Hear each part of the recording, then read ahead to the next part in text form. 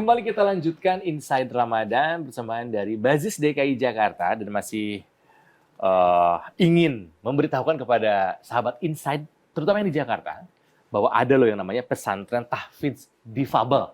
Bayangkan, mereka yang, ini kan khusus yang tunarungu ya, tidak bisa mendengar. Ya. Mereka yang tunarungu aja ingin bisa baca, bahkan menghafal Al-Quran.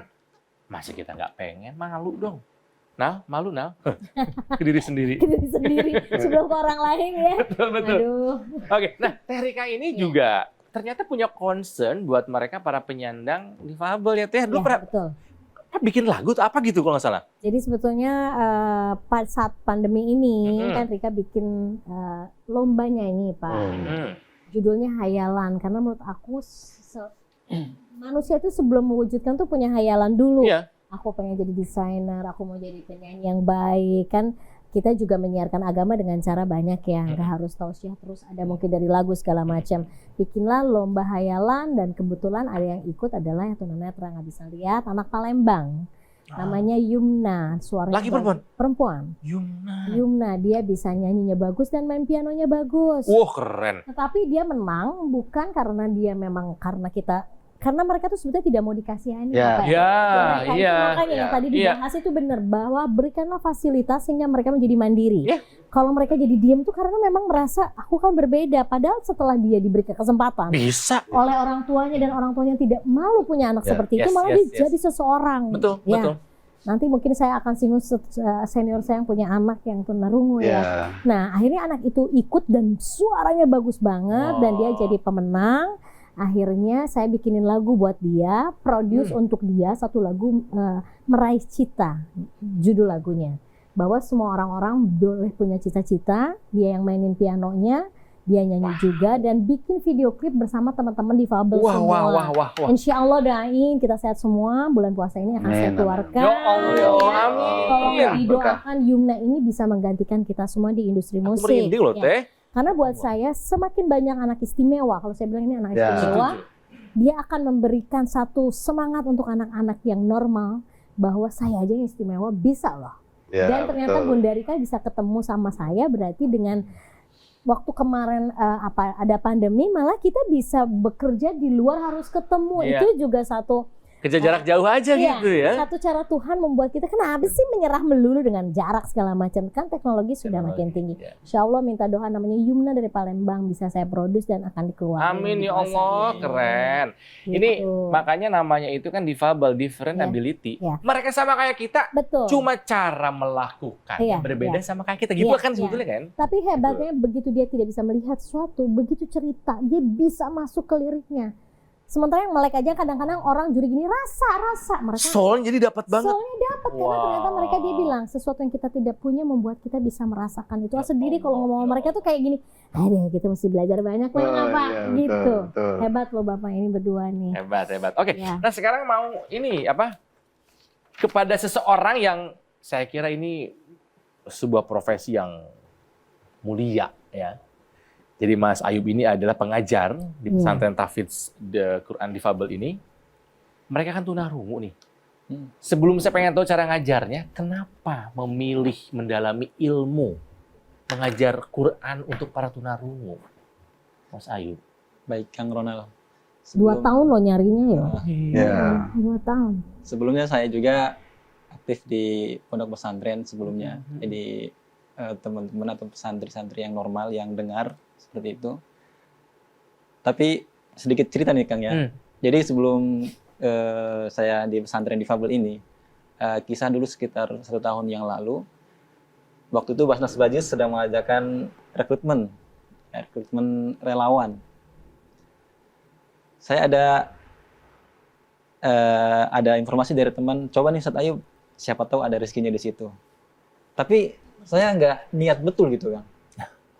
Cobalah mungkin mudah-mudahan ya ada kebaikan di situ. Coba begitu awalnya Kang. Di situ akhirnya ketemu beliau selaku guru kami dan juga pimpinan. Antum harus mengajar dan terjun di dunia tunarungu. Kalau bukan kita siapa lagi? Ya kan? Dan awal yang membuat kami pribadi tertarik, bukan tertarik dalam artian saya harus di sini. Saya meyakini bahwasanya ini bentuk kontribusi saya untuk agama dan juga bangsa. Iya. Ketika saya menanyakan kepada santri-santri tunarungu, ya, saya tidak tahu mengapa. Sebenarnya mereka bukan yang saya ajari, tapi saya yang belajar sama mereka. Iya betul, selalu begitu ya kalau kita ketemu anak istimewa. Apa yang Mas Ayub dapatkan? Pelajaran apa yang didapatkan dari mereka? Saya belajar dari mereka arti sebuah syukur, rasa bersyukur. Dan saya selalu terus melihat itu dalam diri mereka. Ketika mereka merasanya saya ini berbeda gitu. Saya ini nggak sama dengan yang lain. Bahkan ketika ketemu orang dengar, orang normal dalam artian kita, mereka sembunyi itu. Dan saya kasih tahu ke mereka, kita tuh nggak ada bedanya sama mereka. Kamu tulis, saya dengar, sama di mata Allah itu sama. Jangan merasa berbeda. Jangan merasa malu ketemu orang. Sapa mereka. Nggak apa-apa. Dan setiap hari seperti itu, jadi nggak tahu kenapa kan, nggak ada rasa bosan ketemu mereka itu. Gitu. Dan satu kuncinya, ya kata guru kami, harus ada rasa mahabbah atau rasa cinta. Iya betul. Rasa cinta dulu.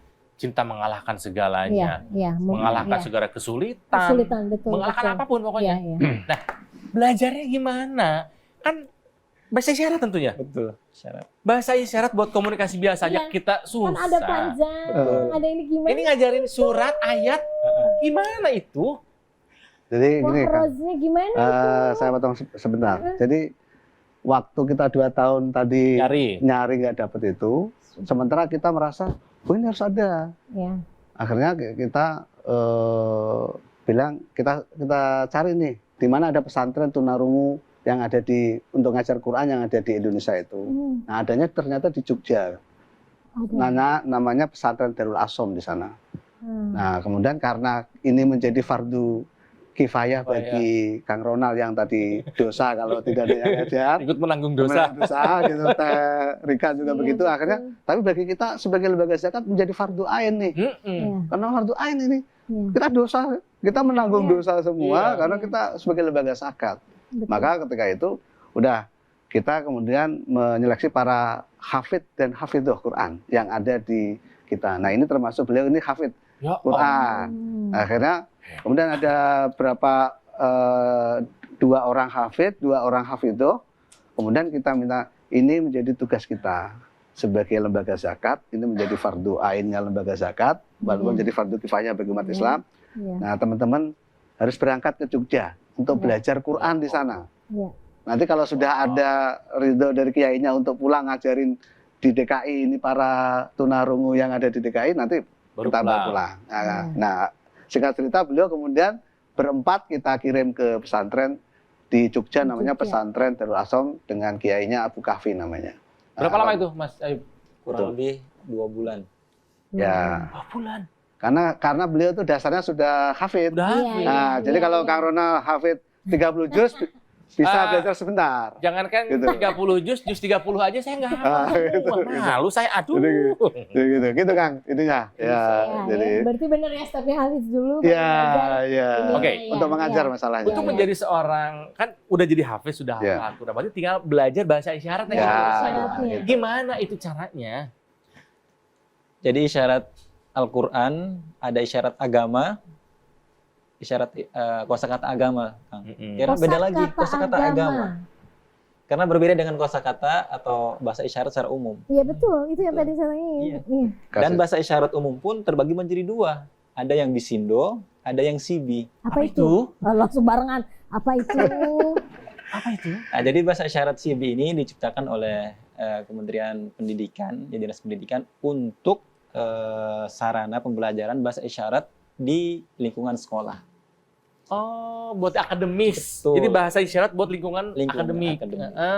Sedangkan yang bisindo ini untuk masyarakat umum yang untuk komunikasi umum. Tuli. Iya, tuli. Dan kita harus menguasai semuanya. Dua-duanya. Nah, karena kadang tuli, kadang komunikasi dengan bahasa isyarat sibi, kadang bahasa isyarat bisindo.